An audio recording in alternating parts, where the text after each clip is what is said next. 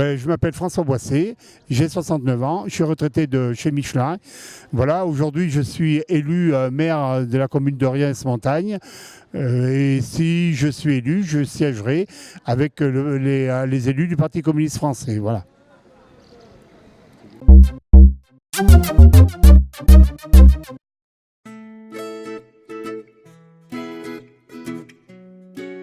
Pour investir aussi sur les axes routiers. Si on prend par exemple, c'est quand même une catastrophe quand on est à Aurillac, qu'on va aller à Clermont-Ferrand. Et ça ne favorise pas notre département. Après, les investissements, il faut chez nous, je pense qu'il faut revenir à un service public digne de ce nom. Vous prenez par exemple Riens-Montagne, il y avait 14 agents EDF, ça a disparu. Vous aviez 7 ou 8 agents au télécom, ça a disparu.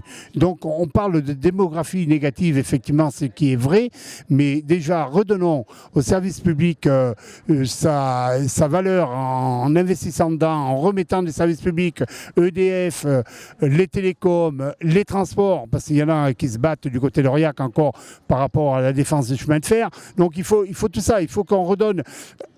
que ce soit attrayant notre territoire, parce que c'est bien beau d'avoir des beaux paysages, d'avoir des belles rivières, d'avoir des bons... parce qu'on a des atouts, des bons fromages, d'avoir des bons produits, de la bonne viande.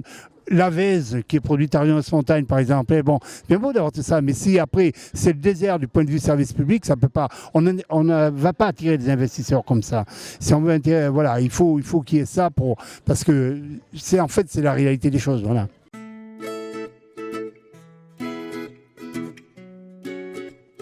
Moi, je crois qu'il faut faire en sorte qu'on revienne à une agriculture beaucoup plus humaine. Il faut qu'on aide les agriculteurs à vivre de leur travail, disons, bon, sans avoir des centaines et des centaines d'hectares, hein, donc quelque chose de beaucoup plus raisonné. Favoriser les circuits courts. On a de bons produits, hein, donc il faut que, parce que les grosses entreprises de l'agroalimentaire, notamment les gros commerces, bon, en profitent. On voit que ce sont eux, en fait, qui retirent les fruits du travail des agriculteurs. Alors, non, donc, avec une agriculture qui va... On pourra vendre aux voisins, ça existe déjà. Bon, vous voyez les marchands de fromage, ils font les marchés locaux, eux, ils s'en tirent bien.